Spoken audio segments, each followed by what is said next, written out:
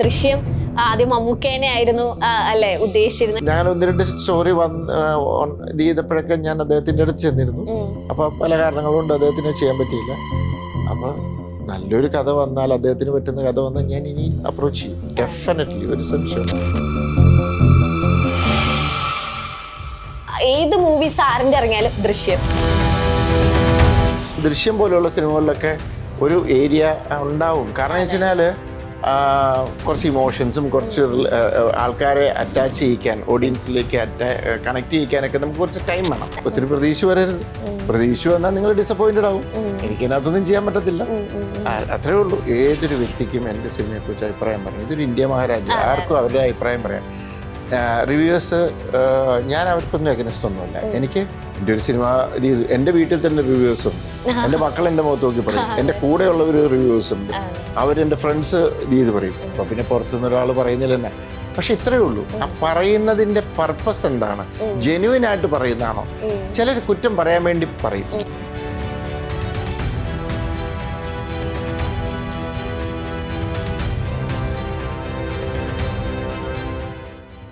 ഇഞ്ചി my meal partner.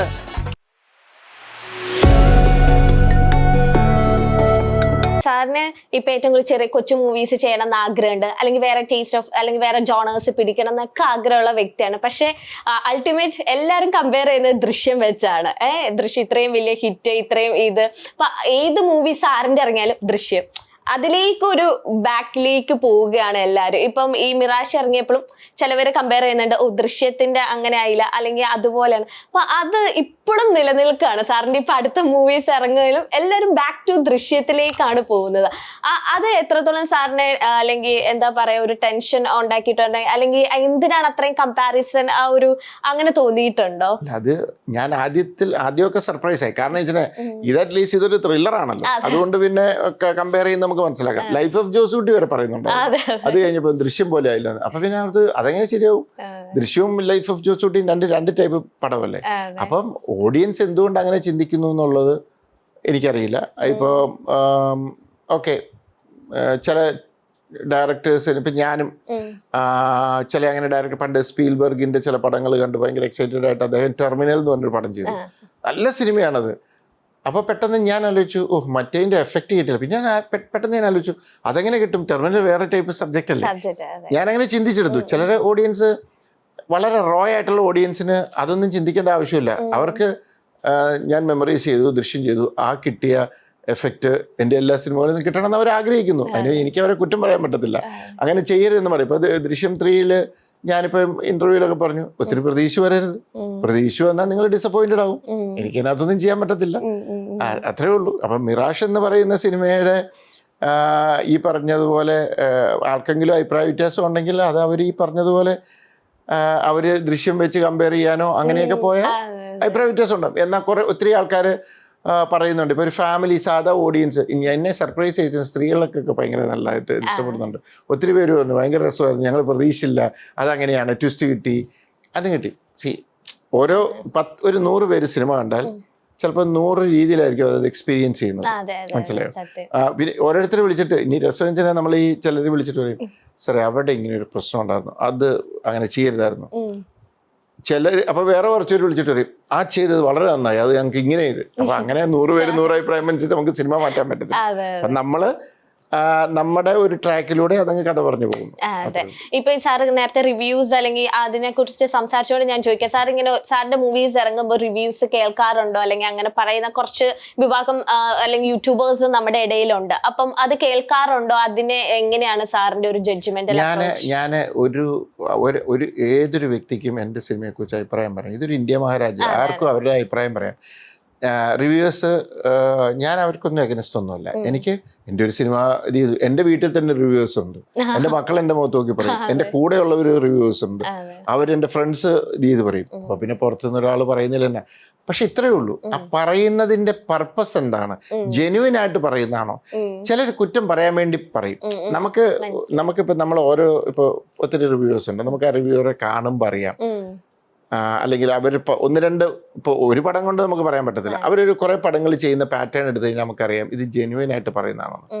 എന്നാൽ ചിലരുണ്ട് ഒരു സെൻസും ഇല്ലാതെ പറയും. അപ്പൊ അവരോട് പക്ഷെ അവരെ ഓഡിയൻസ് തിരിച്ചറിയും. കാരണം ചില റിവ്യൂവിന്റെ അടിയിൽ പ്രേക്ഷകർ തന്നെ എഴുതിയിട്ടുണ്ട്, നിങ്ങൾ എന്ത് ഇതായി പറയണത്, അത് അങ്ങനെയല്ല അതാണ് പറയുന്നത്. ഇപ്പം നുണക്കുഴിക്കും ആ സമയത്ത് കുറെ പേര് നെഗറ്റീവ് പറഞ്ഞു, പക്ഷെ പടം ഓടി ഞങ്ങൾക്ക് ലാഭവും കിട്ടി. പിന്നെ അതൊന്നും എന്താ പറയാ വലിയ എക്സ്ട്രാ ഓർഡിനറി സിനിമകളൊന്നുമല്ല. ഞാൻ ഈ കൊച്ചു സിനിമകളാണ് ചെയ്യുന്നത്. ഇപ്പൊ ഇതിനകത്ത് തന്നെ ഇത് നമ്മൾ ഹിന്ദിയിൽ ചെയ്യാൻ ആലോചിച്ചൊരു പ്രൊജക്റ്റ് ആയിരുന്നു. ഈ പറഞ്ഞ ഹീറോയുടെ അങ്ങനെ ഇത് നമ്മളത് അത് വേറെ അതിൻ്റെ ഒരു ഗ്രാൻഡിയറും ലണ്ടനിൽ വേറൊരു സ്കെയിലായിരുന്നു. അപ്പൊ ഇങ്ങോട്ട് കൊണ്ടുവന്നപ്പം ഞാൻ അതിൻ്റെ സ്കെയില് മനഃപൂർവ്വം ഡൗൺ ചെയ്തു. എനിക്കറിയാം ഈ പടത്തിനൊരു പ്രത്യേകതയുണ്ട്, ആ പ്രത്യേകത വെച്ചിട്ട് ചിലപ്പോൾ അത് എങ്ങനെയായിരിക്കും, എനിക്കും നമുക്ക് ഒരു ഇതുണ്ടല്ലോ. അപ്പോൾ അതിനെ ആ ബഡ്ജറ്റിൽ നിർത്തി പ്രൊഡ്യൂസർക്ക് റിസ്ക് കുറയ്ക്കുന്ന രീതിയിലാണ് ഞങ്ങളത് പ്ലാൻ ചെയ്തത്. അതുകൊണ്ട് തന്നെ പ്രൊഡ്യൂസർ ഹാപ്പിയാണ്, അവർക്കും റിസ്ക് ഒന്നുമില്ല. അപ്പം ഞാൻ അങ്ങനെയൊക്കെ ശ്രദ്ധിക്കുന്ന ഒരാളാണ്. ഇപ്പൊ ചില ടൈപ്പ് ഓഫ് സബ്ജക്ട്സ് എടുക്കുമ്പോൾ നമുക്ക് അതിനകത്ത് ധൈര്യമായിട്ട് കയറി മേയാം, അതിനകത്ത് മുടക്കി ചെയ്യാം. പക്ഷെ ചില സബ്ജക്റ്റിന് നമുക്കൊരു ഗട്ട് ഫീലിംഗ് ഉണ്ടാവും ഇതിങ്ങനെ ചെയ്യാൻ പാടില്ല. കാരണം ഇതിനകത്തൊരു ചെറിയ എക്സ്പെരിമെന്റ് നടത്തുന്നുണ്ട്, അത് വർക്കോ നെഗറ്റീവ് അടിച്ചാൽ ഭയങ്കര ഇമ്പാക്ട് ഉണ്ടാവും. അപ്പം അങ്ങനെയാണ് ഞാൻ ഇതിനെ ഈ സിനിമേനെ അപ്രോച്ച് ചെയ്യുന്നത്. അതുകൊണ്ട് തന്നെ അങ്ങനെയുള്ള അറ്റംപ്റ്റ്സ് വരുമ്പോൾ ചിലപ്പോൾ അത് നെഗറ്റീവ് റിവ്യൂസിന് ഇഷ്ടപ്പെടാം, സാധാരണ പ്രേക്ഷകർക്ക് ഇഷ്ടപ്പെടാതിരിക്കാം, അങ്ങനെയൊക്കെ സംഭവിക്കാം. ടോട്ടലി ഇവിടെ എല്ലാവരും റിവ്യൂസ് അങ്ങനെ പറഞ്ഞിരിക്കും, എനിക്ക് അതിനകത്ത് ഒരു പ്രശ്നമില്ല. എൻ്റെ സിനിമയെ ആർക്കും വിമർശിക്കാം, അതിനകത്ത് കുഴപ്പമില്ല. പക്ഷെ അങ്ങനെ വിമർശിച്ചുകൊണ്ട് മാത്രം ആ സിനിമ ഓടാതിരിക്കത്തില്ല. ആ സിനിമ ഇതിൻ്റെ ഇടയ്ക്ക് മൗത്ത് പബ്ലിസിറ്റി എന്ന് പറഞ്ഞ കാര്യമുണ്ട്. ഇപ്പം നമുക്ക് അങ്ങനെ നെഗറ്റീവ് റിവ്യൂ വന്നാൽ പോലും അതിൻ്റെ പിറ്റേ ദിവസം ഒക്കെ നമുക്ക് നല്ല കളക്ഷൻസ് വരുന്നുണ്ടായിരുന്നു. ഈ പടത്തിന് കിട്ടേണ്ടതായ കളക്ഷൻ വരുന്നുണ്ടായിരുന്നു. കാരണം ആ മൗത്ത് പബ്ലിസിറ്റി എന്ന് പറയുന്നത് ഭയങ്കര ഇമ്പോർട്ടൻറ്റ് ഫാക്ടറാണ്. മനസ്സിലായോ? ഞാൻ അതിൽ വിശ്വസിക്കുന്ന ഒരാളാണ്. ഇപ്പം ഞാനിപ്പം പല പടത്തിൻ്റെ റിവ്യൂ ഞാൻ കേട്ട് കഴിഞ്ഞിട്ട് ചിലപ്പോൾ ഇങ്ങനെ ഞാൻ ഇരിക്കുമ്പോൾ ഞങ്ങൾ സുഹൃത്തുക്കൾ പറയും, ചില ഫ്രണ്ട്സൊക്കെ പറയും, എടാ അത്ര പ്രശ്നമുള്ളതൊന്നുമല്ല അതാന്ന് പറയും. ചിലപ്പോൾ അത് എനിക്ക് ഇഷ്ടപ്പെടുമായിരിക്കാം. പിന്നെ ഈ റിവ്യൂ ചെയ്യുന്ന ആൾക്കും ഉണ്ടല്ലോ ഒരു ടേസ്റ്റ്, ആ വ്യക്തിയുടെ ടേസ്റ്റിന് അഗനിസ്റ്റ് ആയാലും ഈ പ്രശ്നം ഉണ്ടാവും. അതാണ്. അപ്പം അതുകൊണ്ട് അത് അവരുടെ ചോയ്സാണ്, നോ പ്രോബ്ലം. ഇപ്പം സാറ് സ്ക്രീൻ പ്ലേയിലുള്ള ഒരു കോണ്ടന്റിനെ വിശ്വസിക്കുന്നത്, ഒരു സിനിമയുടെ വിജയം പരാജയം സ്ക്രീൻ പ്ലേ കാരണമാണ്, അല്ലെങ്കിൽ ഒരു സ്ക്രീൻ പ്ലേ ഒരു മുഖ്യ കാരണമാണ് എന്ന് സാർ വിശ്വസിക്കുന്നുണ്ട്? എല്ലാം മുഖ്യമാണ്. സ്ക്രീൻ പ്ലേ ആണ് അതിന്റെ ബാക്ക് ബോൺ. അത് കഴിഞ്ഞിട്ട് ആ സിനിമയ്ക്ക് ആവശ്യമായ മേക്കിംഗ്, അതിന്റെ മേക്കിംഗ് എന്ന് പറയുന്നത് സിനിമാറ്റോഗ്രാഫി, എഡിറ്റിംഗ് എല്ലാം വരും, അതിനകത്തെല്ലാം ഇൻവോൾവ് ആവും. ഇപ്പം ഞാൻ ഒരുപക്ഷെ മെമ്മറീസ് ആയിരിക്കാം സ്ക്രിപ്റ്റും അത് ആ രീതിയിൽ മേക്കിങ്ങും ഇത് ചെയ്ത്. ദൃശ്യമൊക്കെ കുറച്ചുകൂടെ സ്ക്രിപ്റ്റ് ബേസ്ഡ് ആണ്, കുറച്ചുകൂടെ ഡ്രാമയാണ്. അപ്പോൾ ഞാൻ കൂടുതലും അതിനകത്ത് ഒത്തിരി ഷോട്ടുകൾ വെച്ച് അഭ്യാസം കാണിക്കാതെ ആൾക്കാരുടെ ഇമോഷൻസ് ഇത് ചെയ്യും. ഞാൻ കൂടുതലും ചെയ്യുന്ന സിനിമ ആ കൈൻഡ് ഓഫ് സിനിമയാണ്. അപ്പോൾ ഇതിനകത്ത് ഫൈറ്റും കാര്യങ്ങളും ഒക്കെ നമ്മൾ ചെയ്തെന്ന് വെച്ചാൽ ഇത് വേറൊരു കൈൻഡ് ഓഫ് രീതിയിൽ പോകേണ്ട സിനിമ ആയതുകൊണ്ട് അത് പണ്ട് ഊഴത്തിൽ ഞാൻ അങ്ങനെ ഒരു അറ്റംപ്റ്റ് നടത്തി. വേറൊരു എന്താ പറയുക നരേറ്റീവ് പാറ്റേൺ അതിനകത്ത് ശ്രമിച്ചു. അപ്പം ബേസിക്കലി നമുക്കൊരു സ്ട്രോങ് സോളിഡ് സ്ക്രിപ്റ്റ് വേണം. ഞാൻ അതിൽ വിശ്വസിക്കുന്ന ഒരാളാണ്. അതിൻ്റെ മുകളിൽ ആ സിനിമ എങ്ങനെയാണോ നമ്മൾ കൺസീവ് ചെയ്തിരിക്കുന്നത് അതിന് വേണ്ട രീതിയിലുള്ള മേക്കിങ്ങും വേണം. അതിനകത്ത് എല്ലാവർക്കും അവരുടേതായ ജോലിയുണ്ട്. അതിപ്പോൾ സിനിമാറ്റോഗ്രാഫർ, എഡിറ്റർ, ബാക്ക്ഗ്രൗണ്ട് സ്കോർ എല്ലാവർക്കും അവരുടേതായ ജോലിയുണ്ട്. പിന്നെ ചില സിനിമകൾ നമ്മൾ എത്ര അങ്ങനെ ഒരു ഫോർമുല ഉണ്ട്, നമുക്ക് എല്ലാം അങ്ങനെ ചെയ്യാങ്ങി ഞാൻ എൻ്റെ എല്ലാ പടം ഹിറ്റാക്കില്ലേ, നമുക്ക് അങ്ങനെ ഒരിക്കലും ചെയ്യാൻ പറ്റത്തില്ല. നമ്മൾ ചില ഒരു ഗട്ട് ഫീലിങ്ങിൽ പോകുന്നു, ചിലയിടത്ത് അത് കറക്റ്റായിട്ടെല്ലാം കൂടെ സെറ്റായി വരും, ചിലപ്പോൾ അത് ചിലത് വർക്കൗട്ട് ആകാതെ വരും. അതെ.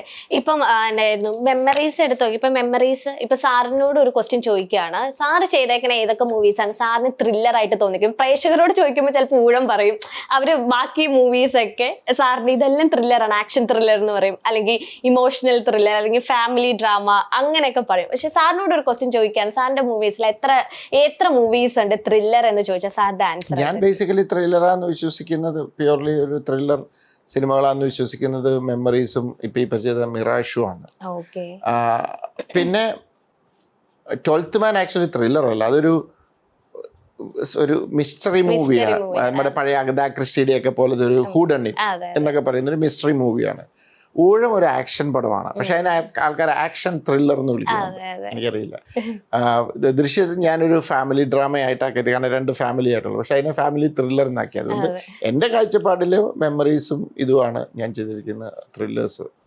ത്രില്ലേഴ്സ് എന്ന് പറയുന്നത്. ഇപ്പം സാറിന്റെ അപ്രോച്ച് ചെയ്യുമ്പോൾ സാറ് പറഞ്ഞിട്ടുണ്ട് എനിക്ക് ലൈഫ് ഓഫ് ജോസൂട്ടി അല്ലെങ്കിൽ അങ്ങനത്തെ ചെറിയ മമ്മി ആൻഡ് മീ അല്ലെങ്കിൽ മൈ ബൂസ് അതൊക്കെ സാറിന് കുറച്ചും കൂടെ സന്തോഷമാക്കാനും എനിക്ക് ആ മൂഡ് ഓഫ് എടുക്കാനും ഇഷ്ടമാണ്. പക്ഷെ എൻ്റെ അടുത്ത് വരുന്ന പ്രൊഡ്യൂസേഴ്സ് എല്ലാവരും എൻ്റെ അടുത്ത് അപ്രോച്ച് ചെയ്യുന്നത് ദൃശ്യം പോലത്തെ ത്രില്ലർ അല്ലെങ്കിൽ ത്രില്ലർ മൂവി ആയിട്ടാണ് പ്രൊഡ്യൂസേഴ്സ് മിക്കപ്പോഴും വരാറുള്ളത് അല്ലെങ്കിൽ അപ്രോച്ച് ചെയ്യാറുള്ളത്. അപ്പൊ അവരെ നിരാശപ്പെടുത്താനും പറ്റില്ല. പക്ഷെ ഞാൻ ഈ ത്രില്ലർ എഴുതി അല്ലെങ്കിൽ ഈ ജോണറിൽ തന്നെ ഈ ലൂപ്പിൽ ഇരുന്നും മടുത്തു. അപ്പം അതിനെങ്ങനെയാണ് സാർ ഓവർകം ചെയ്യുന്നത്? എത്രത്തോളം ഓവർകം ചെയ്തു? എത്രത്തോളം എങ്ങനെ കൺവിൻസ് ചെയ്യാൻ പറ്റിയിട്ടുണ്ടോ? നമ്മൾ വേറെ ടൈപ്പ് ജോണേഴ്സിന് ട്രൈ ചെയ്യും. ഇത് കുറെ കമ്മിറ്റ്മെന്റ്സ് ഉണ്ട്. ഇപ്പൊ ഞാൻ ശരിക്കും പറഞ്ഞാൽ ഇപ്പൊ ഈ പടമൊക്കെ ആ പ്രൊഡ്യൂസ് അതിന്റെ സ്റ്റോറി റൈറ്ററിന്റെ കൂടെ 4 വർഷം ഉണ്ടായിരുന്നു. മനസ്സിലായി. അപ്പൊ അതൊരു 4 വർഷം മുമ്പ് തുടങ്ങിയ ഒരു യാത്രയാണ്. ബോളിവുഡിൽ നിന്ന് തുടങ്ങി അങ്ങനെ വന്നതാണ്. അപ്പോൾ അത് കഴിഞ്ഞിട്ട് നമ്മൾ മലയാളത്തിൽ പുറത്തൊന്നും സ്ക്രിപ്റ്റ് എടുക്കാൻ തുടങ്ങി. അപ്പൊ ഈ കുറെ ലൈനപ്സ് കിടപ്പുണ്ട്. അപ്പൊ എന്നാ വെച്ചാൽ അതിനകത്ത് ഇപ്പൊ ജോസൂട്ട് നുണക്കുഴി വന്നു. അപ്പൊ ഞാൻ അതെന്നാ വെച്ചാൽ എനിക്കതൊരു ജോണർ ഷിഫ്റ്റ് ആയിരുന്നു. അപ്പൊ അതുപോലെയുള്ള ജോണർ ഷിഫ്റ്റുകൾ ഇനി ഇത് ചെയ്യുന്നു. ഇപ്പൊ വലതുദിവസത്തെ കള്ളന്റെ സ്ക്രിപ്റ്റ് വന്നു. അതും ത്രില്ലർ. അതൊരു ഭയങ്കര ഇമോഷണൽ സിനിമയാണ്. അത് ത്രില്ലറാണ്, ഇമോഷണൽ ത്രില്ലർ. അതും ഒരു ത്രില്ലറാണ് കേട്ടോ. വേണമെങ്കിൽ അതൊരു ത്രില്ലർ സിനിമയാണ്. പക്ഷെ അത് ഇമോഷൻ, അതിനകത്ത് ഒത്തിരി ഇമോഷൻസ് ഉണ്ട്.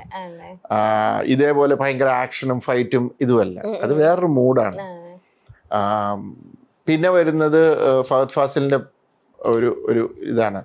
അത് ശരിക്കും ഒരു ബേസ്ഡ് ഓൺ എ ട്രൂ സ്റ്റോറിയാണ്. മനസ്സിലായോ? റിയൽ ലൈഫ് സംഭവമാണ്. അപ്പൊ അങ്ങനത്തെ ഇപ്പൊ നമ്മൾ നേര് ചെയ്തു, അത് വേറെ. അപ്പൊ നമുക്ക് അങ്ങനെ ഡിഫറെന്റ് സിനിമകൾ ചെയ്യുമ്പോൾ ഒരു ചേഞ്ച് ആണ്. അല്ലെങ്കിൽ എല്ലാം ഈ ഒരേ രീതിയിലുള്ള ഫീല് വരും.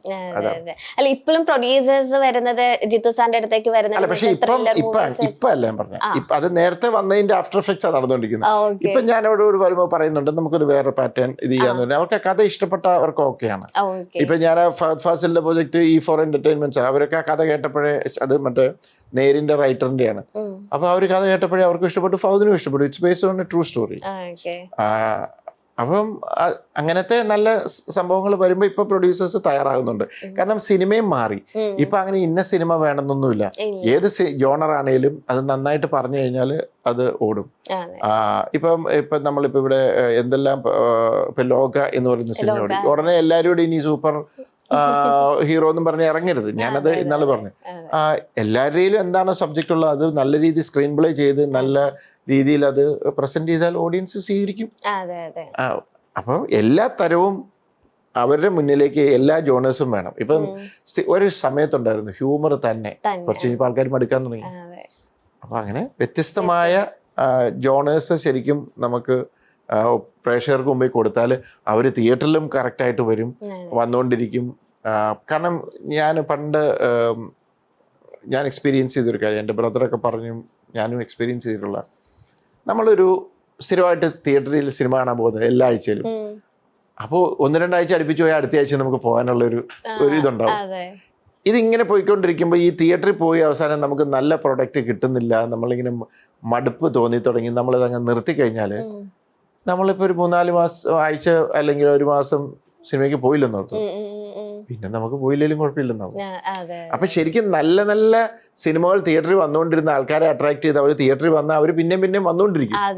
അപ്പൊ അതിനാണ് ഞാൻ ഈ പറഞ്ഞത്, ഇങ്ങനെ ഡിഫറെന്റ് ആയിട്ടുള്ള ജോണേഴ്സ് വരുന്ന, എപ്പോഴും വ്യത്യസ്തമായ സിനിമകൾ കിട്ടിക്കൊണ്ടിരിക്കുന്നതാണ് എപ്പോഴും ഇൻഡസ്ട്രിക്ക് നല്ലത്. കാഴ്ചക്കാരായ നമുക്കും അത് തന്നെയാണല്ലോ. നിങ്ങൾക്കും പുതിയ അനുഭവമാണ്. ഒരു പടം കണ്ടു, ഒരു ആക്ഷൻ പടം കണ്ടു, ഇപ്പൊ ലോക പോലെ കണ്ടു, അത് കഴിഞ്ഞിട്ട് നാളെ വേറൊരു നല്ലൊരു ഹ്യൂമർ സിനിമ കണ്ടു.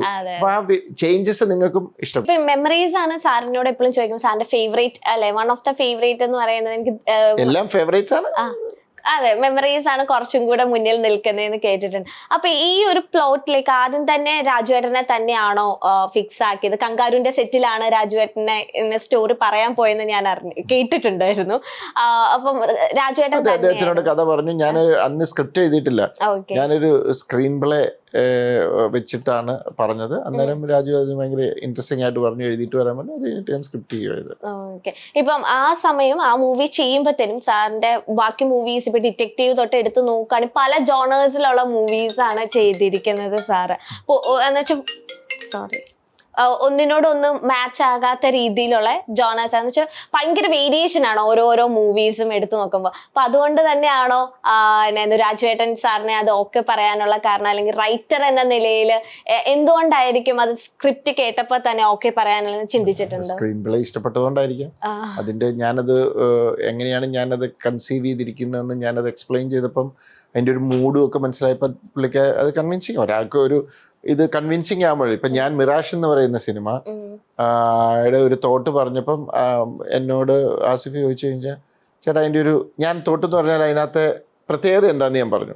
ഇങ്ങനെയാണ് ഒരു ടിപ്പിക്കൽ സാധാരണ എന്നൊക്കെ പറഞ്ഞാലും ഒരു നെഗറ്റിവിറ്റി വരുമ്പോൾ അതിനകത്ത് കുറച്ച് എന്താ പറയാ നന്മ സൈഡിൽ ഇച്ചിരി നന്മയുണ്ടായിരുന്നു. അതൊന്നും അല്ല, പക്കായായിട്ട് ഞാൻ പറഞ്ഞു ഇതാ ഞാൻ ഉദ്ദേശിക്കുന്നത്. ഞാൻ ചോദിച്ചു അപ്പൊ എന്നോട് പറഞ്ഞു എനിക്ക് എൻ്റെ ഒരു ഡീറ്റെയിൽ സ്ക്രീൻ പ്ലേ ഏൽപ്പിക്കണം. കാരണം ഈസ് ആൻ ആക്ടർ, പുള്ളിക്ക് എന്തും എല്ലാം ചെയ്യണമെന്ന് ആഗ്രഹമുണ്ട്. അതാണ് എനിക്ക് ആസിഫിലുള്ള പ്രത്യേകത. ഇപ്പൊ ഏറ്റവും കൂടുതൽ എന്നെ ഒത്തിരി ആൾക്കാർ വിളിച്ചിട്ട് ചോദിച്ചു ആസിഫ് ഇത് ചെയ്തു, ഓക്കെ അപ്രീഷിയേറ്റ്, അടിപൊളി എന്നൊക്കെ പറയുന്ന ഒരു ഒത്തിരി അപ്രീസിയേഷൻ പുള്ളിക്കും കിട്ടുന്നുണ്ട്. അതാണ് ഒരു ആക്ടർ, മനസ്സിലായോ? അഭിപ്രായ വ്യത്യാസം ഉള്ളവരുണ്ടാകും, നമുക്ക് അതിനകത്ത് നമുക്കും അഭിപ്രായ വ്യത്യാസം ഇല്ല. അഭിപ്രായ വ്യത്യാസം ഉള്ളവർ അത് ഇത് ചെയ്യുക. അപ്പം എന്നെ സംബന്ധിച്ചിടത്തോളം ഈ പറഞ്ഞ ഒരു കഥ പറയുമ്പോൾ ആ ആർട്ടിസ്റ്റിനോട് നമ്മൾ ഇതാണ് ഉദ്ദേശിക്കുന്നതെന്ന് പറയുമ്പോൾ അവർക്ക് കൺവിൻസിങ് ആയോ ചെയ്യും. അതുതന്നെയായിരിക്കും രാജുവും ചെയ്തത്. ഇപ്പൊ ഈ മെമ്മറീസിലേക്ക് വരുമ്പോ തന്നെ അതിലൊരു ഷോട്ട് ഉണ്ട്, റെയിൻ ആ മഴയത്ത് കടന്ന് ഓടുന്നത്. അതിന്റെ സിനിമാറ്റോഗ്രാഫർ സുജിത്തേട്ടനെ ഞാൻ ഇന്റർവ്യൂ ചെയ്തപ്പോ ഈ ക്വസ്റ്റ്യൻ ചോദിച്ചിരുന്നു. അപ്പൊ രാജുവേട്ടൻ പറയുന്നത് ഞാൻ കേട്ടിട്ടുണ്ട്, ഏറ്റവും കൂടുതൽ ഞങ്ങളുടെ തമ്മിലുള്ള ചെറിയൊരു വാക്ക് വ്യത്യാസം, എനിക്കത് റിയലിസ്റ്റിക് ആയിട്ട് തന്നെ വേണമെന്ന് ജീത്തു സാറിന്റെ സൈഡിൽ നിന്ന് ഒരു വാശി. ഞങ്ങൾ രണ്ടുപേരും അത് എങ്ങനെ ആക്കും അല്ലെങ്കിൽ എന്ത് ചെയ്യും, ഇങ്ങനെ ചെയ്യേണ്ട ആവശ്യമുണ്ടോ എന്ന് ഒരു ക്വസ്റ്റ്യൻ മാർക്ക് രണ്ടുപേരുടെ ഇടയിലുണ്ടായിരുന്നു. പക്ഷെ ഇതിന്റെ ഔട്ട് ഇറങ്ങിയപ്പോഴാണ് ഇതിന്റെ ഒരു ഇമ്പാക്ട് എന്താന്ന് ഞങ്ങൾക്ക് മനസ്സിലായത്. 4 ടേക്കും കണ്ട് എടുത്തതിന് ശേഷം 5 ടേക്കും കണ്ട് പോയി. അപ്പം അത് സുജിത്തേട്ടനോടും ചോദിച്ചപ്പോൾ അവർ ഡിഫറെന്റ് ഒരു എക്സ്പീരിയൻസ് ആണെന്ന് തന്നെ പറഞ്ഞിരുന്നു. കാരണം എന്ന് വെച്ചാൽ നമ്മൾ മഴ പെയ്യിപ്പിക്കണം, അപ്പൊ അതിന്റെ സെയിം ലെവൽ ആയിരിക്കണം അല്ല ഓടുന്നത്, ഒത്തിരി അങ്ങോട്ടേക്ക് എന്താ പറയാ ക്യാമറ ഫെയ്ഡ് ചെയ്യുന്ന രീതിയിൽ ആക്കാനും പാടില്ല. അപ്പൊ അതിന്റെ സെറ്റിങ്ങിന് തന്നെ കുറെ ടൈം എടുത്തു എന്ന് പറഞ്ഞു. ആ ഒരു ഇൻസിഡന്റ് എങ്ങനെയായിരുന്നു? അല്ലെങ്കിൽ ആ ഒരു ബേസിക്കലി അതിന് അവിടെ ഇത്രയൊരു ഏരിയ ഫുള്ള് ലൈറ്റപ്പ് ചെയ്തു. ലൈറ്റപ്പ് ചെയ്തിട്ട് കുറെ നോസിലുമായിട്ട് റോഡ് സൈഡിൽ കുറച്ച് പേരുണ്ട്.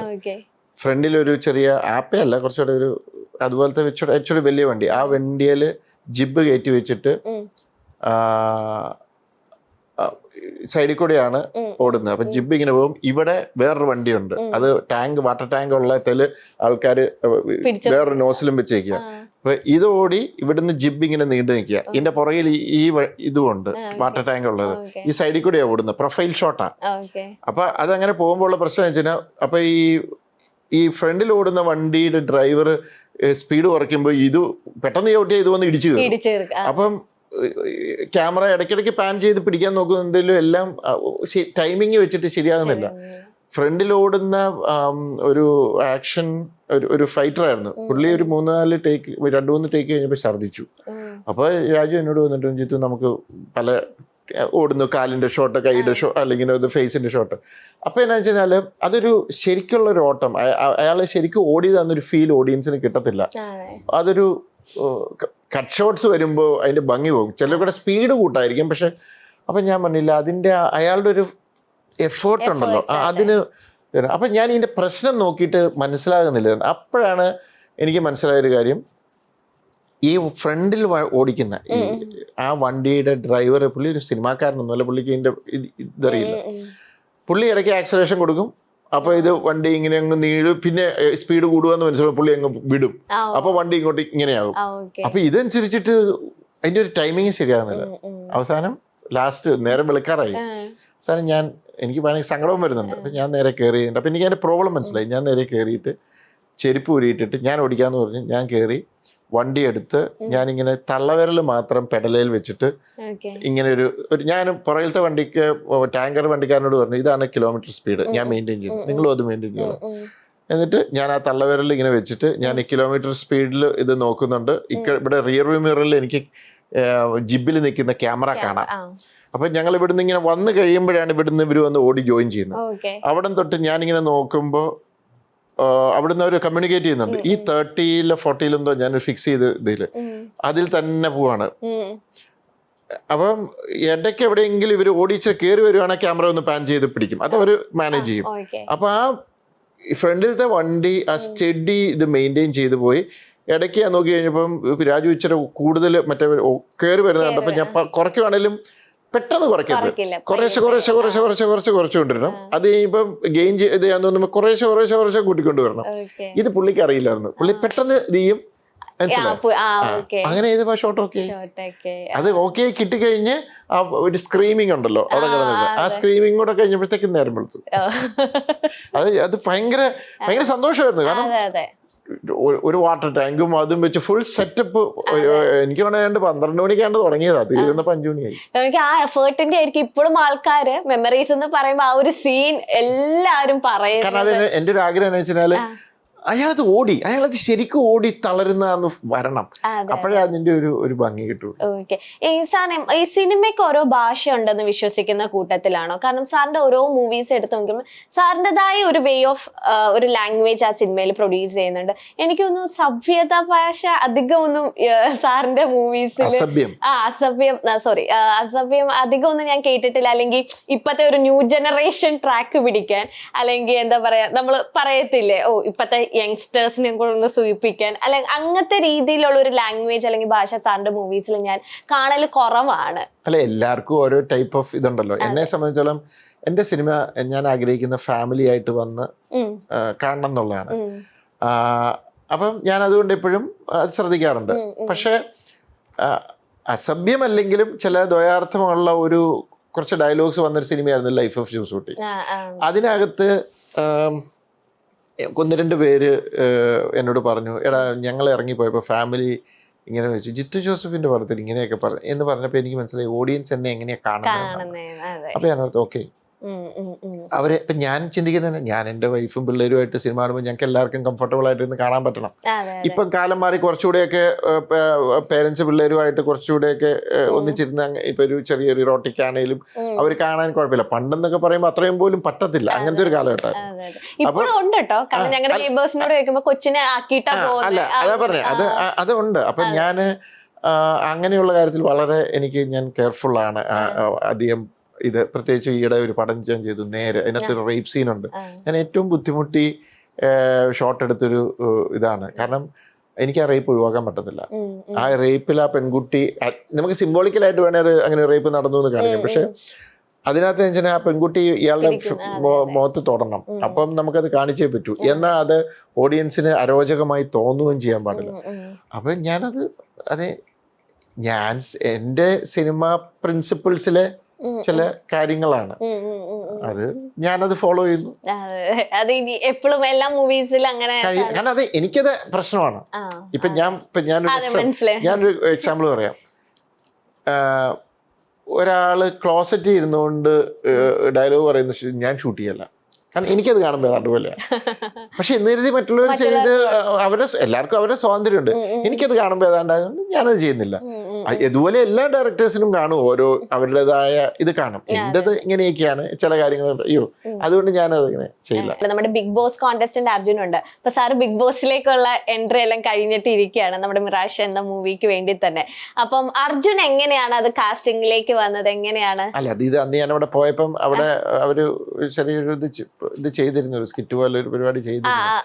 അപ്പൊ അതിനകത്തുനിന്ന് ബെസ്റ്റ് എടുത്തതിനകത്ത് ഞാൻ അർജുനെ സെലക്ട് ചെയ്തു. അപ്പൊ അതിനകത്ത് ഈ ഒരു ക്യാരക്ടർ വന്നപ്പം അർജുന് കൊടുക്കാൻ തോന്നി. ഒരു IT ഒരു ടെക്കി അങ്ങനെ. ഈ പ്രാവശ്യം ബിഗ് ബോസിലേക്ക് എൻട്രി ചെയ്തപ്പോ എങ്ങനെ ഉണ്ടായിരുന്നു അവിടുത്തെ കോണ്ടസ്റ്റന്റ്സ്? സാറ് ടൈം കിട്ടാറുണ്ടോ, എങ്ങനെയാണ്? ഞാൻ വല്ലപ്പോഴും ഒക്കെ കാണാറുള്ളൂ, എനിക്ക് അങ്ങനെ ടൈം കിട്ടാറില്ല. പിന്നെ എഴുത്തും ഒക്കെ ഉള്ളതുകൊണ്ട് ഞാൻ മിക്കവാറും അങ്ങനെ TV കാണിച്ചൊക്കെ കുറവാണ്. ഇത്തവണ എന്ന് വെച്ചാൽ ഫുൾ ഹൗസിനകത്ത് കയറാൻ പറ്റി. എനിക്ക് ഇന്നത് ഉണ്ടെന്ന് ഇത്തവണ അകത്ത് കയറി ആക്ടിവിറ്റിയിൽ ഇത് കയറി അവരുടെ ഒരു എന്താ പറയാ ഹോം ടൂർ ഒക്കെ ഉണ്ടായിരുന്നു. എല്ലാ സ്ഥലങ്ങളും ഒക്കെ കാണിച്ചു തന്നു. അവിടെ ചെന്നപ്പോ ഭയങ്കര എക്സൈറ്റ്മെന്റ് ആയിരുന്നു അവർക്ക്. അവരിങ്ങനെ 50 ദിവസമായിട്ട് ഇങ്ങനെ totally out of the world ഇങ്ങനെ കട്ടായിട്ട് നിൽക്കല്ലേ. സാറിന് അങ്ങനെ പറ്റുമോ? ഒരു 100 ദിവസം ഒരു വീടിന്റെ ഉള്ളിൽ വേറെ ഒരു കോണ്ടാക്റ്റും ഇല്ല, ഇങ്ങനെ വ്യത്യസ്തമായിട്ടുള്ള ആൾക്കാരുടെ കൂട്ടത്തില് എങ്ങനെയായിരിക്കും? ആ സെറ്റപ്പിൽ പറ്റുന്നല്ല. ഒന്നാമത് അവിടെ നേരെ ഭക്ഷണം തരികയല്ല, മനസ്സിലായോ? പിന്നെ നമുക്ക് TV ഇല്ല, മൊബൈൽ ഇല്ല. അത് മൊബൈൽ വേണമെന്നില്ല, എനിക്കൊരു TV ന്യൂസും ഒക്കെ കണ്ട് ഈ പറഞ്ഞ പോലെ നമുക്ക് ഇഷ്ടമുള്ള ഭക്ഷണമൊക്കെ ഇടയ്ക്ക് കഴിച്ച് അത് ഇല്ലെങ്കിൽ ഞാൻ ചിലപ്പോൾ അത് പൊളിച്ചു കാണും. അല്ല, എനിക്ക് പറ്റത്തില്ല, പറ്റാത്ത കാര്യം നമ്മൾ ചെയ്തിട്ട് കാര്യമില്ല. അപ്പൊ അവിടെയൊക്കെ പോയാൽ നമ്മുടെ തനി സ്വഭാവം പുറത്തു വരും. അതാണ് എല്ലാരും പറയുന്നത്, ആ ബിഗ് ബോസിലേക്ക് പോയിട്ടുണ്ടെങ്കിൽ തനി സ്വഭാവം. പിന്നെ ഞങ്ങൾ എല്ലാരും ഇപ്പൊ ബിഗ് ബോസ് കണ്ടില്ലേലും ലാലേട്ടന്റെ എപ്പിസോഡിന് വേണ്ടി വെയിറ്റ് ചെയ്യാറുണ്ട്, സാറ്റർഡേ സൺഡേ. അപ്പൊ ഈ ദൃശ്യം 3യുടെ ഷൂട്ട് തുടങ്ങുമ്പോൾ സാറ്റർഡേ സൺഡേ ലാലേട്ടൻ ഉണ്ടാവില്ലല്ലോ? ഉണ്ട്. ഞങ്ങളുടെ എല്ലാ ഈ പറഞ്ഞ ആ ദിവസങ്ങളിൽ ലാൽ സാർ പോകും. അങ്ങനെയാണ് ഡേറ്റ്സ് നമ്മൾ ചാർട്ട് ചെയ്തേക്കുന്നത്. ലാലേട്ടന്റെ എപ്പിസോഡ് എപ്പോഴെങ്കിലും കണ്ടിട്ടുണ്ടോ വന്ന് ഇവരെ വഴക്ക് പറയുന്നതോ? അത് ഞാൻ ഈ യൂട്യൂബിൽ എവിടെയോ കണ്ട് ഞാൻ കണ്ടതാ. ഞാൻ പറഞ്ഞില്ല, ഞാനിത് എനിക്ക് അങ്ങനെ ഫോളോ ചെയ്യാൻ പറ്റുന്ന ഒരാളല്ല, പറ്റാറില്ല. ഒന്നാമത് ഇന്നവരെ ഞാൻ 1-2 എപ്പിസോഡിന് കുറച്ച് കണ്ടുമ്പോഴത്തേക്കും വേറെ എന്തെങ്കിലും പരിപാടി വന്നങ്ങ് പോകും. പിന്നെ ബാക്കി ഇടയ്ക്ക് ഉണ്ട് അവിടെ അടിയും ബഹളമൊക്കെ ഉണ്ട്. അപ്പൊ അതിന്റെ വിഷ്വൽസ് യൂട്യൂബിൽ വന്നപ്പോൾ ഇങ്ങനെ പറഞ്ഞ അടി, അപ്പൊ എന്താന്ന് ക്യൂരിയോസിറ്റി പോയി നോക്കി, അത്രേ ഉള്ളൂ. അല്ലാതെ അങ്ങനെ ലാൽ സാർ തന്നെ എവിടേക്കോ ഇങ്ങനെ വഴക്ക് പറയുന്നതും പിന്നെ ഇടയ്ക്ക് എന്തോ ഒരു ലാൽ സാർ ഒത്തിരി ഇങ്ങനെ ഒരു മറുപടി കെട്ടിച്ചിരിക്കുന്നതും അങ്ങനത്തെയൊക്കെ അത് കണ്ടിട്ടുണ്ട്. ഇപ്പം സാറിന് ഏതൊരു പുരുഷന്റെ ബാക്കിൽ ഒരു സ്ത്രീ ഉണ്ടാവും എന്ന് പറയുന്ന പോലെ സാർ എപ്പോഴും പറയാൻ ആഗ്രഹിക്കുന്ന എന്റെ സക്സസിന്റെ ബാക്കിൽ ഒരുപാട് സ്ത്രീകൾ ഉണ്ടെന്നാണ്. വൈഫ്, അമ്മ, കുട്ടികൾ, അല്ലെ, 2 കുട്ടികൾ. അപ്പം അവരെ ഓരോ ഘട്ടത്തിലും അവരെ എത്രത്തോളം ആണ് സാറിനെ സപ്പോർട്ട് ചെയ്യുന്നത്, ഏറ്റവും കൂടുതൽ ക്രിറ്റിസൈസും ചെയ്യുന്നതും കുട്ടികളാണ് എന്ന് പറഞ്ഞിട്ട് രാജുവേട്ടൻ പറഞ്ഞിട്ടുണ്ട്. നല്ല കഴിവുള്ള, ഫിലിമിനെ കുറിച്ച് ബോധമുള്ള 2 മക്കളാണ് ജീത്തു ജോസഫിന്റെ. അതെ, രാജേട്ടൻ പറഞ്ഞിട്ടുണ്ട്. അവർക്ക് നല്ല സെൻസ് ഉണ്ട്, എന്താണ് എന്ന് അവർക്ക് കൃത്യമായിട്ട് അവരോട് വിളിച്ചു വെച്ചത് അച്ഛന്റെ പടം ഒന്നും നോക്കൂല, കറക്റ്റ് ആയിട്ട് തന്നെ പറയും എന്നാണ് പറഞ്ഞേക്കുന്നത്. ഭയങ്കര സെൻസ് ഉള്ള, ഫിലിമിനെ കുറിച്ച് ബോധമുള്ള 2 കുട്ടികളാന്ന് പറഞ്ഞേക്കുന്നവരുണ്ട്. എനിക്കറിയില്ല, ഇപ്പൊ ആർക്കപ്പോ എല്ലാവർക്കും അവരുടേതായ അഭിപ്രായങ്ങളുണ്ട്. പുതിയ ജനറേഷൻ ഇപ്പൊ എല്ലാവർക്കും, അതുകൊണ്ടല്ലേ ഇപ്പൊ എല്ലാരും റിവ്യൂസ് അല്ലേ, മനസ്സിലായി? ഒരു മൊബൈൽ ഉണ്ടെങ്കിൽ ഒരു സ്ഥലം എവിടെ നിന്ന് വേണേലും റിവ്യൂ ചെയ്യാം, അതുപോലെയല്ല. അപ്പൊ അവരവരുടെ അഭിപ്രായം പറയും, അവർ ചില കാര്യങ്ങൾ ഇങ്ങനെ പറയും. പിന്നെ ഈയിടെ എന്നോട് പറഞ്ഞു ഡാഡി ഇങ്ങനെ ഇപ്പൊ എല്ലാരും ഭയങ്കര സെൽഫ് മാർക്കറ്റിംഗ് ഒക്കെ ഉണ്ട്, ഡാഡി ഇങ്ങനെ പതുക്കെ ഇങ്ങനെ പതുങ്ങി. ഞാൻ പറഞ്ഞു എനിക്ക് അങ്ങനെ പറ്റത്തില്ല, എനിക്ക് അറിയില്ല. ഞാൻ സിനിമ കഴിഞ്ഞ് വീട്ടിൽ പോന്നു, ഇത് ചെയ്തു, പടം ഓടിയില്ല, ഓക്കെ, നമ്മൾ അടുത്ത സിനിമ അങ്ങനെയൊക്കെ പോകുന്നു. ഇപ്പൊ എല്ലാരും ഭയങ്കരമായിട്ട് ഇങ്ങനെ ബൂസ്റ്റ് ചെയ്യുന്നു. എന്തെങ്കിലും ആയിക്കോട്ടെ, നമ്മുടെ അത് ഞാൻ വിശ്വസിക്കുന്നത് നമ്മുടെ വർക്കിനനുസരിച്ച് ഇഷ്ടപ്പെടുന്നവര് നമ്മളെ ഇഷ്ടപ്പെടുമ്പോൾ അതിന് ഓർഗാനിക്കലി വരണം എന്നുള്ളതാണ് ഞാൻ ആഗ്രഹിക്കുന്നത്. പിന്നെ നമ്മുടെ സിനിമയുടെ ചില കാര്യങ്ങൾ വരുമ്പോൾ ഇത് ശരിയായില്ല, ഇത് ഞങ്ങൾക്ക് അങ്ങനെ അല്ല ശരിയായില്ലെന്നാ, ഇത് ഞങ്ങൾക്ക് വർക്കൗട്ട് ആയില്ല, അല്ലെങ്കിൽ ഇത് ഇങ്ങനെയാണ്, ഈ സീൻ ഇങ്ങനെയാണെന്ന് തോന്നി, അവരുടെ അഭിപ്രായം പറയും. ചിലതിനകത്ത് എനിക്ക് തർക്കിക്കും, ഞങ്ങൾ തമ്മിൽ ചിലപ്പോൾ തർക്കം ഉണ്ടാകും. ലിൻഡ ആണെങ്കിലും വായിച്ചിട്ട് ലിൻഡയുടേതായ ഒപ്പീനിയൻ പറയും. അപ്പൊ ക്രിട്ടിസൈസും സൈഡില്ല. പിന്നെ എൻ്റെ ഒരു അമ്മച്ചിയുണ്ട്, പുള്ളിക്കാരത്ത് പിന്നെ ഞാൻ ചെയ്യുന്ന എല്ലാം അമ്മച്ചിക്ക് ബെസ്റ്റാണ്. അതുകൊണ്ട് അങ്ങനത്തെ ഒരു അമ്മയാണ്, അത് അമ്മയാണ്, മനസ്സിലായോ, ബെസ്റ്റാണ്. പക്ഷെ ഭയങ്കര സ്ട്രോങ് സപ്പോർട്ടാണ്. എൻ്റെ ഇതിൻ്റെ ഇതാണ്, നീ ഒന്നും പറയണ്ടടാ, ഇതാണ്, യു ആർ എ ഫൈറ്റർ എന്ന്. She's also fighter, actually she's A cancer survivor. പുള്ളിക്കാരത്തി ഒരു ഫൈറ്റർ. അപ്പം എന്നോട് പറയും അങ്ങനെയാണ്. അപ്പം അമ്മച്ചിയുടെ ഒരു ക്യാരക്ടർ എന്ന് പറഞ്ഞാൽ ഇപ്പം നമ്മൾ ആകാശം ഇടിഞ്ഞു വരിക എന്ന് പറഞ്ഞു കഴിഞ്ഞാൽ നോക്കിയിട്ട് പറയും, വരട്ടെ ഒരു മുട്ട് കൊടുത്ത് നോക്കാം, ഇതാണ് പുള്ളിക്കാരത്തിന്റെ ക്യാരക്ടർ. അതിൽ നിന്നായിരിക്കാം എനിക്ക് ഇത് കിട്ടിയത്. ഇതിനെ കുറിച്ചൊന്നും ഓർത്ത് വലിയ ടെൻഷൻ ആകണ്ട, എല്ലാം ശരിയാവും, അങ്ങനെയാണ് ഇങ്ങനെയാണ്. ബേസിക്കലി ഇവരെല്ലാം എല്ലാവർക്കും ഒരു സപ്പോർട്ട് വേണമെന്ന് വിശ്വസിക്കുന്നത്. എനിക്ക് എന്തായാലും ആരെങ്കിലുമൊക്കെ സപ്പോർട്ട് വേണം. പിന്നെ എൻ്റെ ടീം, എൻ്റെ ADs അടക്കം എല്ലാവരും, ഞങ്ങൾക്കൊരു ടീമുണ്ട്. ഇവിടെ ആയിരുന്നാണ് ഞങ്ങളുടെ 10-20-22 പേര് സ്ക്രിപ്റ്റ് ഡിസ്കഷൻ.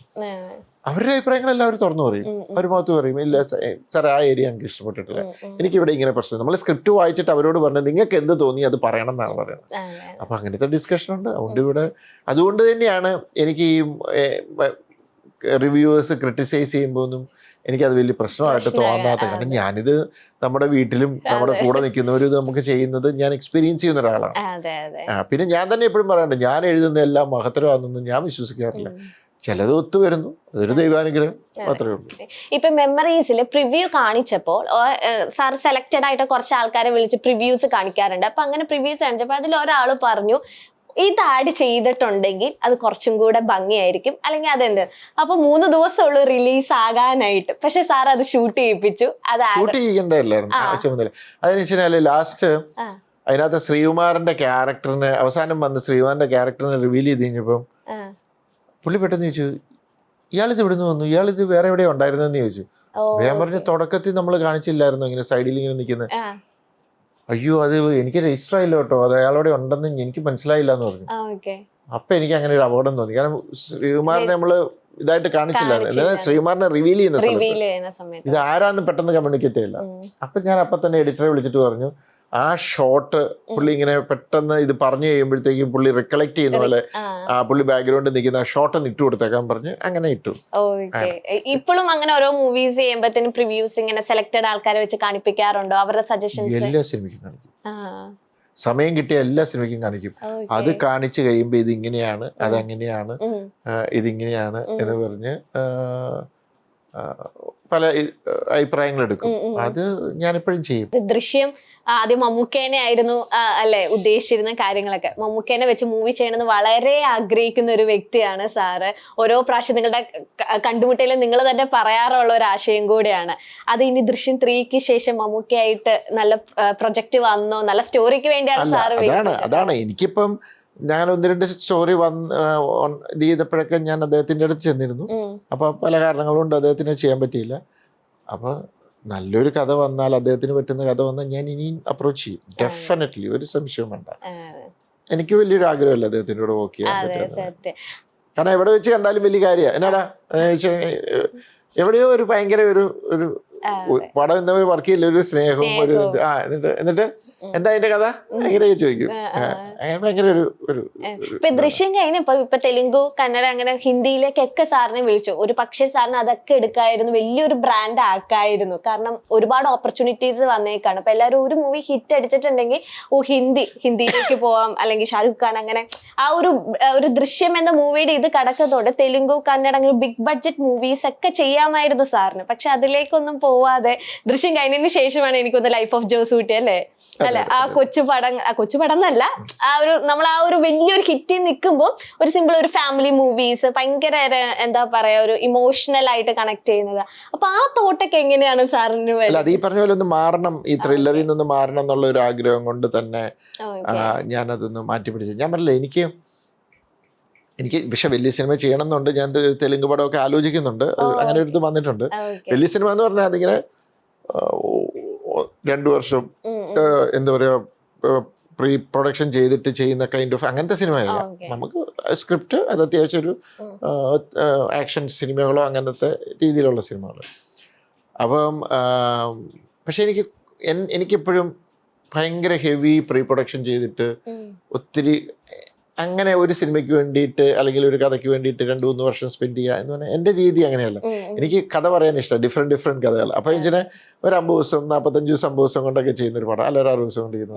എനിക്ക് കൂടുതൽ അങ്ങോട്ടാ ഒരു ഒരു കൊച്ചു പടം. എനിക്ക് പറഞ്ഞില്ലേ, കുട്ടികളുടെ ഒരു സിനിമ ചെയ്യണമെന്നുണ്ട്. എനിക്ക് ഇങ്ങനത്തെ ആഗ്രഹങ്ങൾ. അപ്പൊ ചിലർ വന്നിട്ട് പറയും, നീ ഇനിയും വേറെ ലെവലിലുള്ള പടങ്ങൾ ചെയ്യണം. ഞാൻ അങ്ങനെയായിരുന്നു ഉണ്ടോ? നമുക്കൊരു സിനിമ ചെയ്യണം തോന്നി, ഒരു കഥ എടുത്തു, ആ കഥ ചെയ്യണം തോന്നി. അല്ലാതെ ഒരു ആർട്ടിസ്റ്റിന്റെ ഡേറ്റ് ഉണ്ടെന്ന് ആർട്ടിസ്റ്റിന് വേണ്ടിയിട്ടൊരു കഥ ഉണ്ടാക്കിയേക്കാം. എൻ്റെ രീതി അതല്ല. എനിക്ക് ചിലപ്പോൾ ഒരു കൊച്ചു സിനിമ കാണുമ്പോൾ ആ കഥ ഇഷ്ടപ്പെട്ടാൽ ഞാൻ അതിൽ പോകും. അത് ചിലപ്പോൾ ചെയ്യും, ചിലപ്പോൾ അത് വർക്കൗട്ട് ആയിരിക്കും. പക്ഷെ അതെന്റെ ഒരു ആഗ്രഹമാണ്. ഒരു സൂപ്പർ ഹീറോ മൂവി ചെയ്യണമെന്ന് ആഗ്രഹമുണ്ടോ? പ്ലോട്ട് അങ്ങനെ എന്തെങ്കിലും മനസ്സിൽ? അതാ ഞാൻ പറഞ്ഞു, ഞാൻ അങ്ങനെയൊന്നും പ്ലാൻ ചെയ്യുന്ന ഒരാളല്ല. അപ്പൊ എന്നോട് ചോദിച്ചു യൂണിവേഴ്സ് ബിൽഡ് ചെയ്യുന്നു. ഞാൻ പറഞ്ഞു, എനിക്ക് അങ്ങനെയൊന്നുമില്ല.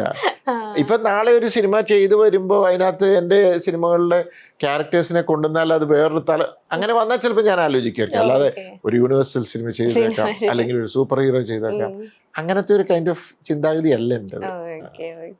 അപ്പൊ താങ്ക് യു സാർ. കാരണം ഞാൻ തുടക്കത്തിൽ പറഞ്ഞ പോലെ തന്നെ ദൃശ്യം 3 ഇന്ന് പൂജയൊക്കെ കഴിഞ്ഞ് സാർ ഭയങ്കര ബിസി ആയിട്ടും സാറിന് എങ്ങനെ നന്ദി പറയണമെന്ന് അറിയില്ല. കാരണം ആരും ചെയ്യാത്ത കാര്യമാണ്. കാരണം വീട്ടിലേക്ക് വന്ന് കയറിയുള്ളൂ, അപ്പൊ തന്നെ ഇന്റർവ്യൂവിന് വന്നിരുന്നു. അപ്പൊ ദൃശ്യം 3 ഭയങ്കര സക്സസ് ആവട്ടെ. ഞങ്ങളുടെ എല്ലാവരുടെയും പ്രാർത്ഥന, മലയാളി പ്രേക്ഷകരുടെ എല്ലാവരുടെയും പ്രാർത്ഥനയും സപ്പോർട്ട് എപ്പോഴും ജിത്തു സാറിന്റെ ഒപ്പം ഉണ്ടാവും. ഞങ്ങൾക്ക് ഇത്രയും നേരം ടൈം തന്നതിന് thank you so much. Thank you sir. Thank you.